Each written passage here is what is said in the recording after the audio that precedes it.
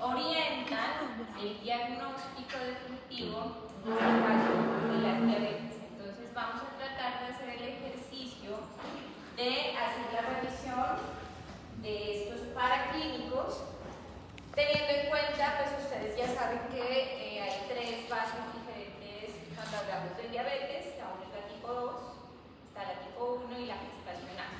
Entonces la idea es poder hacer un acercamiento a las tres antes de entrar directamente a hablar del paraclínico.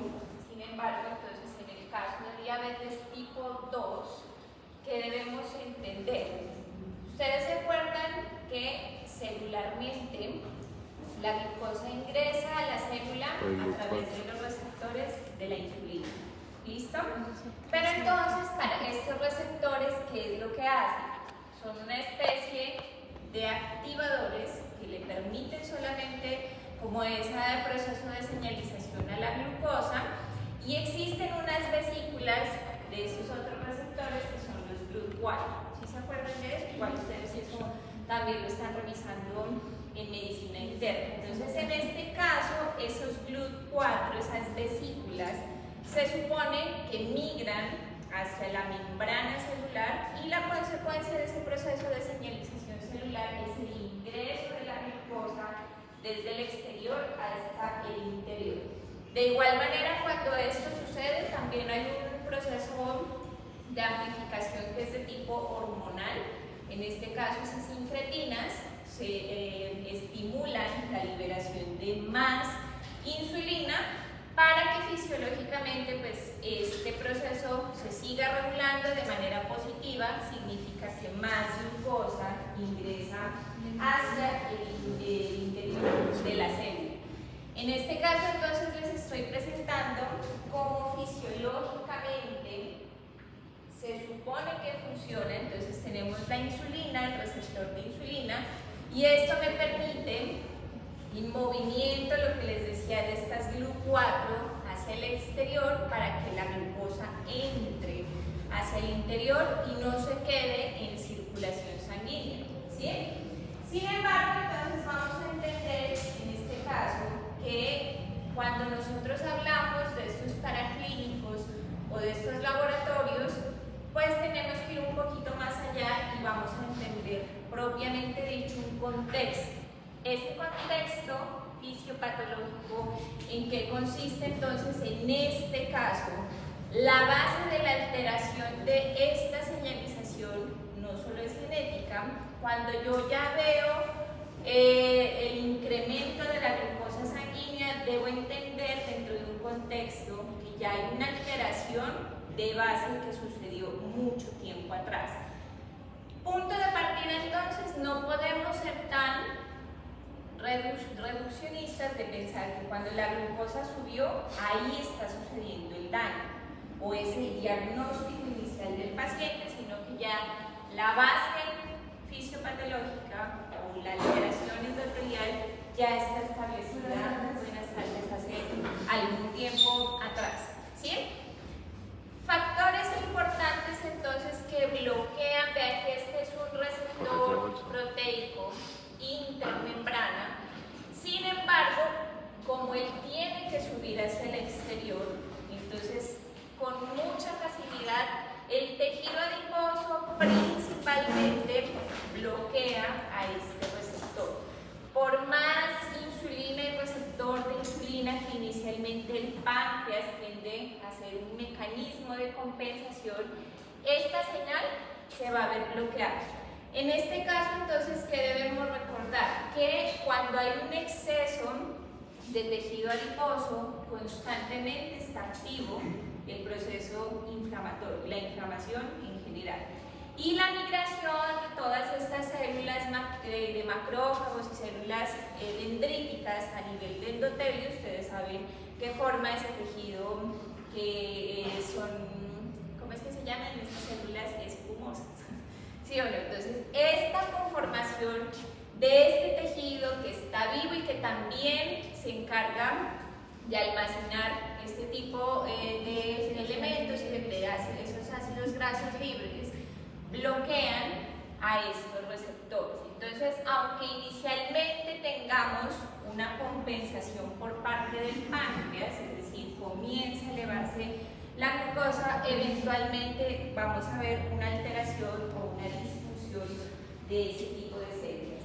Esta presentación está hecha con el consenso de las guías de endocrinología colombiana del 2025. Ustedes saben que hacen adherencia a varias guías, refrelaje y todo este cuento, pero digamos que a nivel país esto es lo que se encuentra actualmente regulado. Nuevamente entonces hacemos énfasis en que en este caso nosotros hablamos de una resistencia a la insulina. Significa, todavía en la fase inicial de este tipo de diabetes hay producción excesiva de insulina, sí, un páncreas que está en hiperfuncionamiento o funcionando de manera excesiva. Sin embargo, este tejido adiposo más las interleuquinas proinflamatorias, factor de necrosis tumoral alfa, principalmente interleuquina 6, les estoy diciendo para el parcial quiz, son las que van a bloquear ¿a quién? Al receptor de insulina, sobre todo de estos insulina, del GLUT4, y como consecuencia la glucosa ¿en dónde va a quedar? Por fuera de la célula. Con el tiempo, las personas que no asisten a controles o que no logran regular este sistema, pues el páncreas deja de producir insulina, esas células beta se van a alterar. En este caso, entonces, ¿qué es lo que tenemos? Una alteración sobre todo a nivel de tejido periférico y de aquellos tejidos que requieren de una alta presencia de oxígeno y de carbohidratos, aquellos tejidos que no pueden soportar mucho tiempo sin estos elementos. Entonces, principalmente las complicaciones que vamos a ver asociadas en estos casos, ¿cuáles son? La nefropatía, la retinopatía y la alteración a nivel cerebral.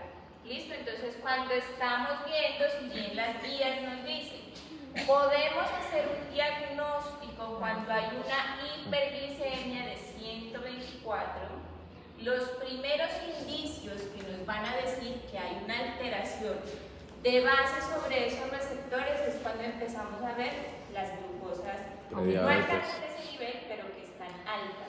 Entonces, ahí es donde hay que hacer esos procesos de predicción o de prevención.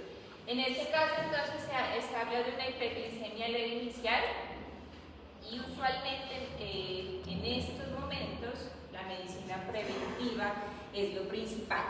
Sin embargo, entonces, ¿qué debemos entender? Que tenemos ese páncreas sobreproduciendo la insulina como fase compensatoria, pero que eventualmente eso va a dejar de suceder. Cuando esto sucede, entonces, definitivamente vamos a tener como consecuencia el daño de las células beta, el agotamiento secretor de la insulina, y usualmente son personas entonces que como consecuencia de esa adiposidad traen la resistencia a la insulina, pérdida de capacidad de compensación. Eso ustedes ya lo saben, lo han revisado incluso a profundidad en diferentes asignaturas, y teniendo en cuenta eso, entonces estos son los paraclínicos que se plantean a grandes escalas o en resumen para hacer el diagnóstico de una diabetes tipo 2. Se supone entonces que si yo hago o tengo en una persona que haya cumplido un ayuno, las guías nos indican que debe ser de al menos 8 horas. El problema con estas personas es cuál, que saben que tienen un examen y entonces la semanita antes y todo el cuento. Se cuidan de las importantes.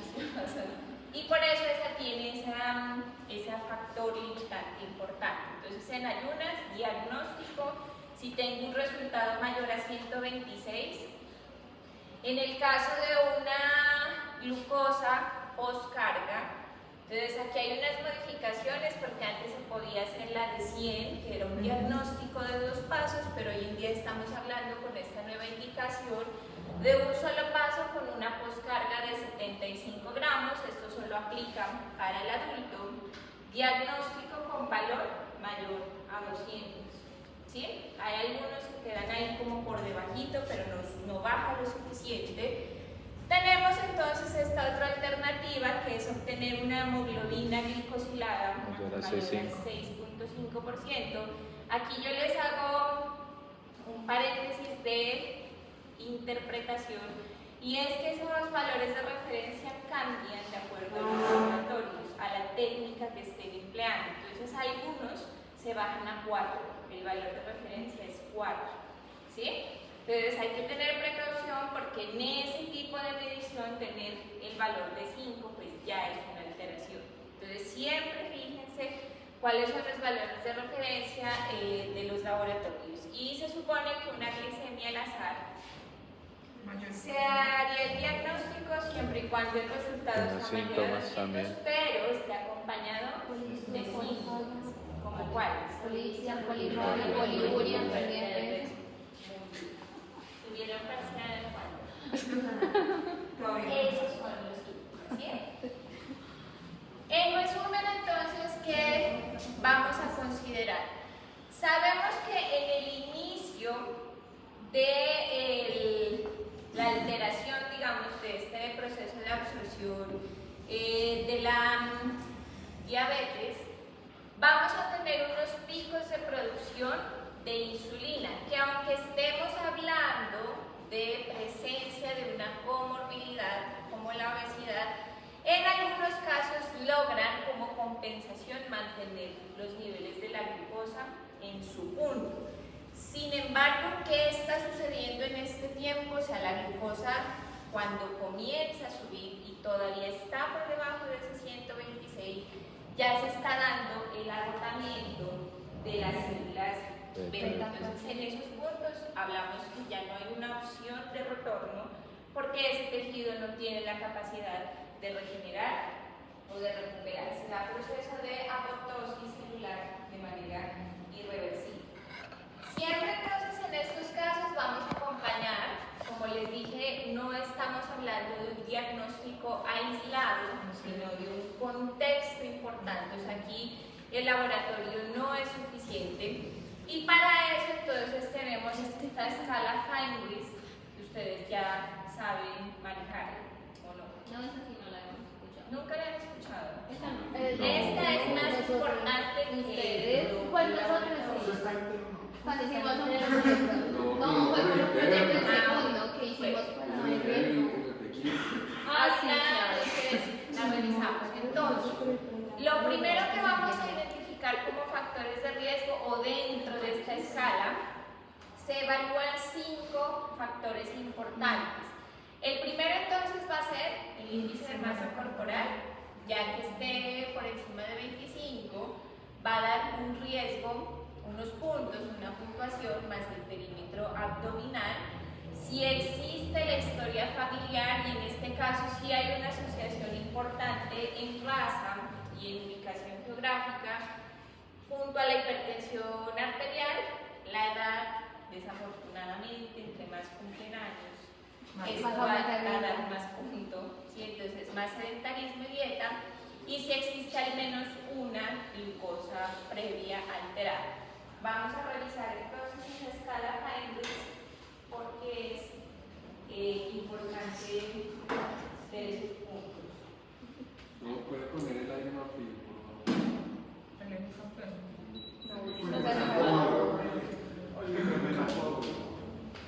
Yo tengo un frío. A mí me sorprende que Creo que la enferma sí, creo que le pasó la mejor, Nada más, ¿eh? porque ella estudia el Polo Norte.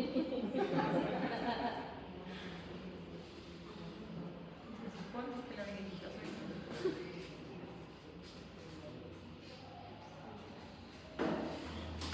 Oye, eso está bien. Acá también. Hola, la mañana. Qué sueño. Sí. A mí también está pasando de eso. Bueno, entonces acá les estoy presentando cuál es la escala Feinrichs o Feinrichs, como quieran decir, Sí. en donde valor de punto de corte de 12. ¿Cuál es el valor del punto de corte de la escala? 12 puntos, para considerar que el riesgo es alto, ¿sí? Y solamente es un método de tamizaje para diabetes tipo 2. Con eso estamos. Entonces, la idea es obtener la menor puntuación posible. Menor de 45 años, 0 puntos. 45 a 54, 2. 3 puntos. Más de 64, tan solo por el hecho de tener esos años, 4 puntos. El índice de la masa corporal, ustedes saben que hay muchas calculadoras para eso, entonces ahí vamos a apuntar. Índice de masa corporal, si está por debajo de 25 no hay puntuación, entre 25 y 30 un punto, y mayor a 30 3 puntos. Entonces vean que solo con la edad y con el índice de masa corporal ya hay una posibilidad de 7 y el punto de corte es 12. Perímetro de cintura para hombres menor a 94 o mayor, 4 puntos ahí. Yo creo que ese sale alterado siempre, ¿no? Porque es que ya lo redujeron mucho. Sí, ya este siempre usualmente sale alterado, siempre, porque pues, pero eso significa que cada vez la población se está normalizando, que tenga mayor perímetro abdominal. Mujeres menor de 90, mayor de 90, 4 puntos. En este caso tendríamos. Habitualmente, al menos la Organización Mundial de la Salud define como actividad física 30 minutos, o sea, el punto es 30 minutos. Si usted viene caminando desde el sur, pero paró porque el semáforo estaba en verde y usted tuvo que esperar, ya no le sirve. Tienen que ser 30 minutos. Sí, para 30 minutos, no sirve. Por eso, entonces, ustedes pónganle cuidado en algunas películas y todo eso, que hay gente que cuando está el semáforo siguen moviéndose, porque están acordes a esa indicación. Movimiento sin interrupción durante 30 minutos. Si no se realiza, pues tenga sus 2 puntos. Aunque realice 25 minutos, no sirve. ¿Verduras o frutas? Si no come, entonces hay un punto. Aquí hay una evidencia leve a este parámetro. Por eso no es mucha la puntuación, pero pues sí hay lo de la dieta mediterránea, que no es muy común para nuestras regiones, pero hay que considerarla. Si hay datos de o medicación para hipertensión, acuérdense que obesidad e hipertensión están muy asociadas en este caso, 2 puntos. Un solo dato alterado de glucosa, 5 puntos. O sea, sacar esos 12 puntos realmente es muy fácil. Si han tenido un diagnóstico en algún familiar, porque acuérdense que la parte familiar también tiene opciones, padres o hermanos o hijos, 5, abuelos, tíos o primos, 3, o si no hay familias con diagnósticos, un puntaje. El puntaje máximo es 26, pero con que usted tenga 12 ya salta probabilidad. ya la probabilidad es alta. Entonces, esos pacientes hay que hacerle seguimiento de manera más recurrente, porque potencialmente ahí vamos a encontrar el diagnóstico. ¿Esta escala solamente se usa en sospecha del paciente? Sí, o sea, es como la parte preventiva. La medicina preventiva Es para calcular el riesgo a 10 años de diabetes. Listo. Entonces, en este caso, muchachos, solamente como para que lo tengan presente, esas cargas de glucosa, dependiendo, obviamente ustedes no lo van a hacer, pero hay pacientes que sí les van a referir. A veces en los laboratorios, ¿qué hacen? Las personas no saben muy bien qué es lo que están haciendo y les dan la carga cada hora. Entonces, esta es una prueba que dura 2 horas. ¿Listo? Ustedes van a obtener 3 datos o 2, dependiendo si es gestante o no. ¿Y esos valores en qué consisten? Entonces, antes de administrar la carga de esos 75 gramos, sí o sí hay que tomar una glucometría. Si este valor está por encima de 126, pues ya no se administra la carga, porque está el diagnóstico. Cuando ¿Sí? ya tiene más de 126. Cuando está ya por encima de 126, sin embargo, acuérdense que esto como es periférico y en los pequeños vasos hay una acumulación adicional de elementos como por ejemplo la glucosa y los parásitos tisulares, pues entonces hay que hacerlas entrar de todas formas, ¿sí? Esto simplemente es un dato numérico porque son equipos que tienen desviaciones estándar muy altas, o sea, puede ser 80, puede ser 90, de 12, la desviación de esto es más o menos 12. Entonces usted puede tener datos de 90 o de 102 o de 78. O sea, solamente para ver si le doy o no le doy la carga. Solamente para eso, pues el laboratorio o a veces el servicio muy ocasionalmente se hace, muy poco, perdón. Entonces, si está por encima de 126 o en gestante por encima de 92, no se administra carga, ¿sí? En gestante es más bajito el valor. Si está por debajo de ese valor, se administra la carga de glucosa. Aquí también importante identificar esas modificaciones. El test de Sullivan ya no existe, ya no se recomienda, que era también como para hacer una gestación, sino que vamos con lo que indica la guía del diagnóstico de un solo paso, que es una carga igual de 75 gramos, ¿sí? En este caso, entonces, esto solo se puede hacer en adultos o personas que pesen más de 35 kilogramos. En personas que tengan menos de ese peso, el cálculo por kilogramo de peso es de 1.75 gramos de glucosa. 1.75, pero nunca yéndose por más de los 75 gramos.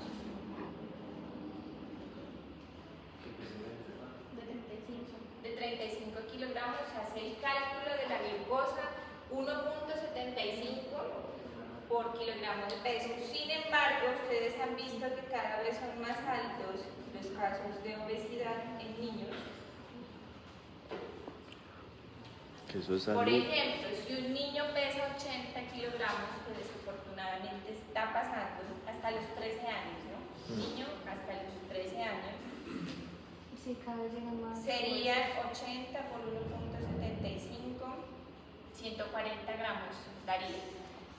Lo máximo sería 75 gramos. Así testea niño o así, etcétera, no se puede por encima de esos 75 gramos. Existe la otra carga que son 100 gramos, pero cada vez también se está usando menos y la diferencia de 2 horas, no es 2 horas, sino 3 horas. La idea entonces con estos paraclínicos es, como dice el examen, poder observar una curva. Por eso se llama o curva o prueba de tolerancia a la glucosa, en donde lo que yo espero es ver una distribución normal. ¿Qué significa una distribución normal? Que arranque en un valor y después de esas 2 horas, el último valor, más o menos sea similar al que inició, o sea, que baja, ¿sí? Como yo tengo como punto de partida que estaba normal, menor de 126, incluso algunos dicen que 100, entonces yo espero que después de ese tiempo la curva esté normal. ¿Qué debo entender cuando eso sucede, cuando se da esta curva normal? ¿Cómo lo interpreto? ¿Quién está funcionando bien? No, porque para eso es una prueba de insulina, de tolerancia a la insulina. Los receptores de insulina. Los receptores De insulina o GLUT4, ¿no? Los receptores de insulina no son los mismos GLUT4. ¿Cuál? Los Receptores de insulina, de insulina. Los GLUT4 es los que están permitiendo el ingreso de la glucosa. Así entonces yo obtengo un dato normal en una persona bien, pero lo que debo interpretar es que hay una buena vía de señalización intracelular. Si lo que yo quiero ver es eso de la producción de insulina o de los receptores, hay hay una prueba de resistencia a la insulina y se hace prueba pre y post insulina, no glucosa, pre y post insulina. Esa pues sí es muy de medicina interna, muy de parte de endocrino, no de ustedes, pero es otra prueba diferente. En este caso nosotros no la vamos a abarcar porque digamos que es de una subespecialidad. Cuando entonces hay alteración de la señalización intracelular, voy a ver que después de ese tiempo la glucosa está elevada, ¿sí o no? Aquí entonces hablamos de unos datos moderados o de unos datos altamente afectados cuando hay uno o dos valores alterados. Entonces, dependiendo de cuáles sean las guías a las que se esté haciendo adherencia, está esta tablita que, como les digo, ese último que está ahí es el tamizaje o test de O'Sullivan, que ya no se hace, todavía aparece por ahí en algunas partes. Consistía en una prueba de 50 gramos y una sola muestra postcarga después de una hora. Entonces, después de una hora yo no puedo decir que voy a hacer una curva con un solo punto, porque siempre pues, va a estar ese punto sin la comparación inicial. Está esta indicación para los 100 gramos, que esto hoy en día se llama un diagnóstico de 2 puntos o de 2 pasos. Pero usualmente el reemplazo de esto hoy en día es la hemoglobina glicosilada. Entonces por eso ya no es que se use mucho esta opción. Sin embargo es bueno que sepamos que existe, son 100 gramos de glucosa de carga. Nuevamente voy a tener el dato de la glucometría en donde sé que solo se puede administrar siempre y cuando esté por debajo de 126. Después de eso, entonces, lo que esperaría es obtener datos por debajo de estos valores.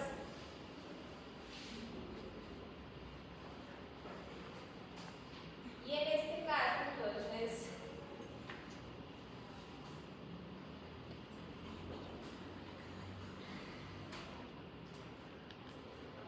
Entonces le voy a poner a cargar el celular.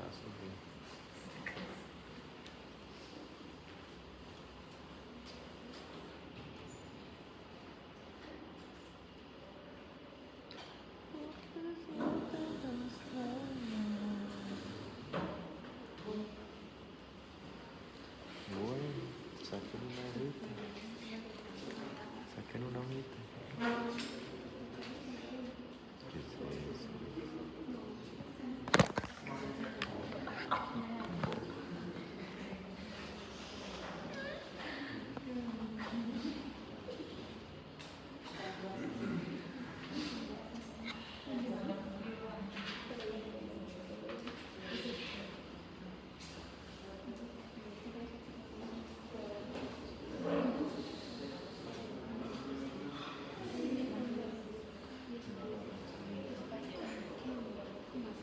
en este caso, entonces, pasamos a la segunda opción.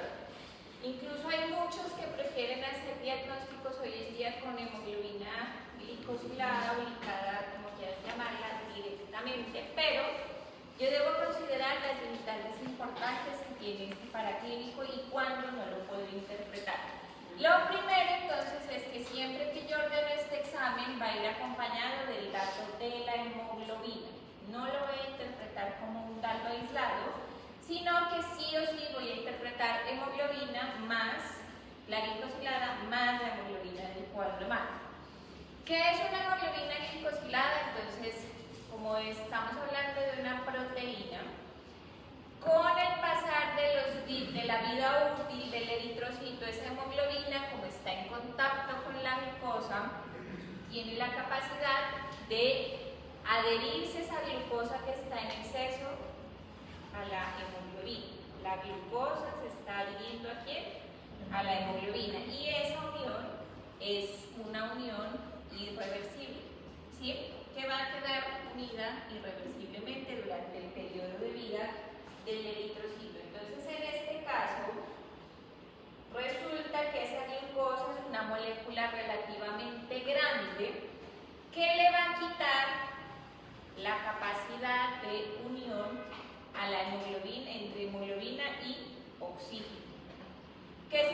significa que yo voy a tener en esos pacientes una buena cantidad de eritrocitos que no cumplen con su función. ¿Cuál es la función? La oxigenación tisular. Y nuevamente vamos a encontrar los sitios de afectación, esos órganos blanco alterados, que son principalmente el ojo, el riñón y el sistema nervioso central. ¿Sí? O sea que desde el momento en el que la glucosa se empieza a pegar en el eritrocito ya va perdiendo. Entonces hay un dicho que menciona que así como los borrachos y los niños, que dicen que la verdad esta también. Usted puede hacer la dieta exageradísima antes del examen de la glicemia en ayunas y le va a salir normal, pero esta no, esta ya va a quedar glicosilada, específicamente la fracción A1C, por eso el examen se llama así.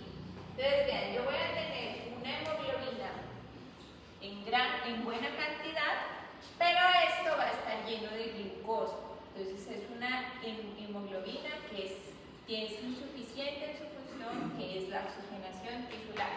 Y en este orden de ideas, entonces en este punto, entre mayor, esta es como la manera de interpretar esa alta glicosilación o glicación de la hemoglobina, es que cuando está por encima de 6.5 va a ir aumentando el riesgo de las afectaciones a nivel de ojo, de riñón, del sistema nervioso central o de cerebro, y en este caso entonces comienza a darse la filtración de proteínas por el riñón, la falta o la eliminación de proteínas por riñón.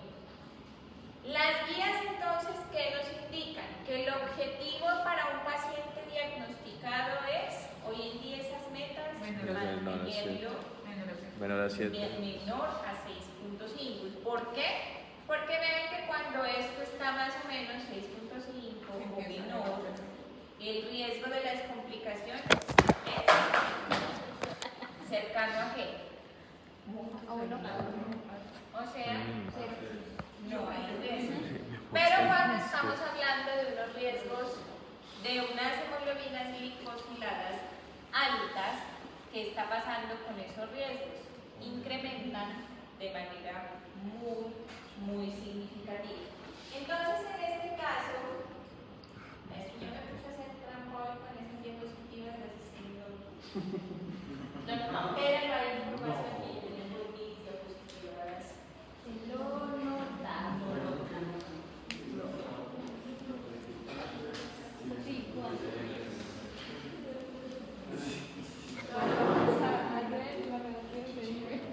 Digamos que la actualización de esta información es que tiene la nueva indicación de 2025, en donde salió hemoglobina, el test de Sullivan y la carga de 100. Básicamente, digamos que es eso.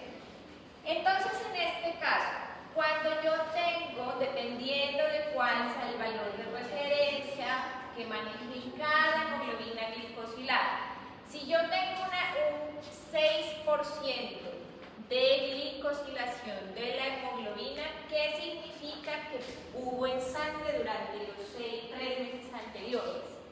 126 de El glucosa. valor más alto sostenido fue de 126, ¿sí?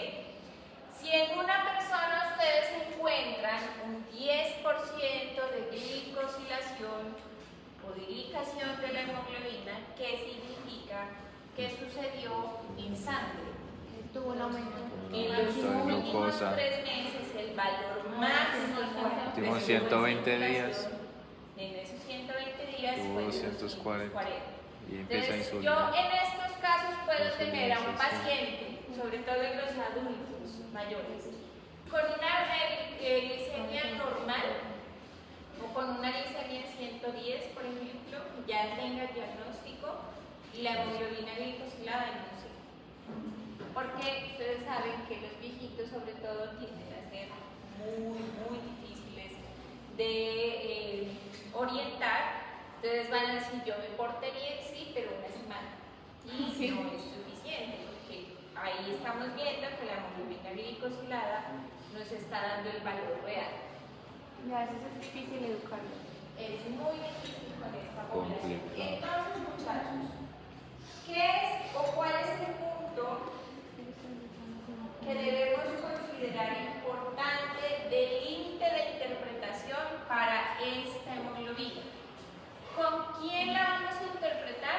Glicosilada con hemoglobina del cuadro hemático. Por lo anterior, la limitante de interpretación de la hemoglobina glicosilada son tres principalmente. Paciente con anemia, paciente con de base en una enfermedad crónica donde hay anemia, o sea, si ya hay anemia, que la anemia no es de enfermedad, sino sería la razón de nutrición, o una insuficiencia renal. Si hay una deficiencia de producción de eritropoyetina, no se debe interpretar la hemoglobina glicosilada. Pacientes que reciben diálisis, no se puede interpretar hemoglobina glicosilada, ni tampoco durante la gestación. La vida media de un eritrocito durante la gestación es de 90 días, dura menos. Entonces yo no puedo interpretar, ustedes saben que fisiológicamente la gestación, eso, hay una anemia fisiológica, entonces ¿qué datos voy a obtener de la hemoglobina? Si hay de la glicosilada, pues voy a tener un dato normal. Pero esa es una falsa sensación de normalidad. De ahí entonces en que yo tengo que considerar que la gestante tiene sus propios paraclínicos para el diagnóstico de diabetes gestacional. ¿Cuáles son esos paraclínicos? No, pues igual se hace glicemia, pero no la precarga, poscarga. Pero se hace en las mismas semanas que se hacía antes de Sullivan. No, ya no se hace. Por eso, pero entonces en esta semana no se hace pues una glicemia, me imagino yo. Entonces, aquí está. Una cosa es arrancar la gestación con la glicemia, pues que digamos es un examen normal, pero entonces solamente durante la semana 24 a 28 se hace el tamizaje de la diabetes gestacional. Es una indicación que se hace con mucha precaución, sí o sí se hace entre la 24 a la 28. ¿Sí? Ya no es test de Sullivan, es decir, ya no es 1 hora con 50, sino que son 2 horas con 75. Eso es lo nuevo que está incluido.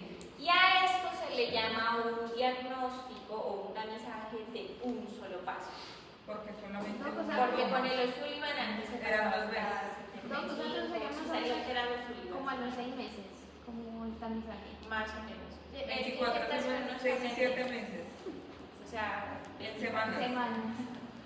Sí, Pero si 20 semanas son 5 meses, 24 debe ser entre 6 y 7. Pero ya muy avanzada en comparación con las en esas otras. semanas se incrementa drásticamente. Hay mayor producción de este lactógeno placentario que impide la absorción de, o sea, él desplaza a que los GLUT puedan permitir el ingreso a la glucosa. Es muy común entonces, desafortunadamente, digamos, que se dé esta diabetes que no está asociada a alteraciones, digamos, adicionales al feto, excepto que haya que sean de tamaño muy grande y que eso haga partos prematuros, porque ustedes saben que eso es, cuando hay un desarrollo fetal en tamaño muy grande, pues hay que prematuramente terminar con el embarazo para que sea viable en estos casos. Entonces, entre semana 24 y 28 vamos con una prueba de tolerancia de 75 gramos. Y en este caso, entonces, solamente un punto que salga alterado es diagnóstico, un solo punto. Entonces, ya les dije, aquí es un poquito más estricto el valor, no son los 126 de alteración, sino que incluso para poder administrar la carga se habla de que debe estar menor a 92 que esté mínimo 180 a 1 hora y después de 2 horas a 153. Entonces, para evitar esas macrosomías en estos casos, y obviamente las gestantes que hayan tenido este diagnóstico hay que estudiarlas después. Saber si ya al disminuir la presencia de estas hormonas recupera la capacidad de ingreso de la glucosa hacia el interior de la célula. ¿Qué examen no podemos hacer entonces a la gestante? Hemoglobina glicosilada. La hemoglobina glicosilada no la podemos congelar porque sabemos que nos va a dar una falsa sensación de tranquilidad. En el caso entonces de la diabetes tipo 1, que se llama o que es el proceso autoinmune, ¿qué debemos considerar? La 2 usualmente se asocia a malos hábitos de vida, a unos procesos de compensación, que ya ahí evaluamos esa escala de riesgo que trata de encontrar ese riesgo, pero entonces hay unos anticuerpos, anti-GAD y A2, de ZNT8, que nos indican que el mismo organismo está atacando al páncreas. Puede ser un ataque directo hacia el páncreas, células beta, o dirigidos contra la insulina. Entonces los terminan bloqueando. Esta usualmente entonces tiene un componente que es de manera principal genético. Tienden a ser esos diagnósticos a edades muy tempranas, pero también se ha visto desafortunadamente que esos anticuerpos se van a desarrollar después de una infección de naturaleza viral. Entonces aquí entra la vacuna triple viral, sarampión, rubiola y paperas, porque parece ser que estos virus son muy similares a la superficie de las células beta del páncreas y generan como consecuencia ese ataque autoinmune. ¿Listo? Entonces, si usted quiere hacer un diagnóstico de una diabetes tipo 1, lo que principalmente debe hacer es un perfil inmunológico, anticuerpos.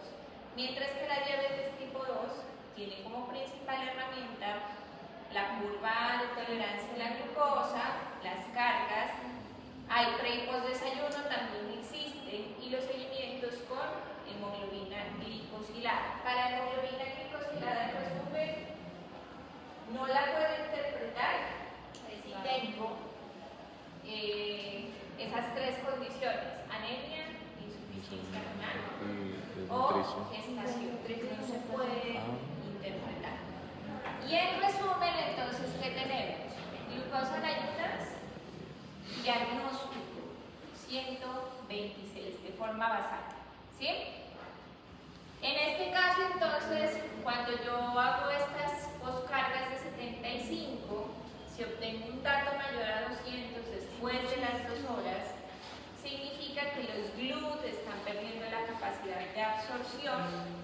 En este caso, entonces, con esas excepciones mayor a 6.5, obviamente las netas van a mantenerlo cercano a ese porcentaje, o en glucosa lazar mayor a 200 más síntomas, que es como la precaución importante: polidipsia, poliuria, polifagia, como mencionaba. Pérdida de peso. Cuando se hace entonces ese diagnóstico de la diabetes, ya ustedes saben que es muy importante hacerle la evaluación al riñón, saber qué afectación se está presentando, y también algo que no está directamente relacionado con glucosa, sino con la tensión, saber ese endotelio, cómo está respondiendo, y también la evaluación del riesgo cardiovascular. ¿Estamos entonces hasta ahí? Es una pregunta. ¿Qué caso es de la falla renal? Porque la fisiopatológicamente puede ser la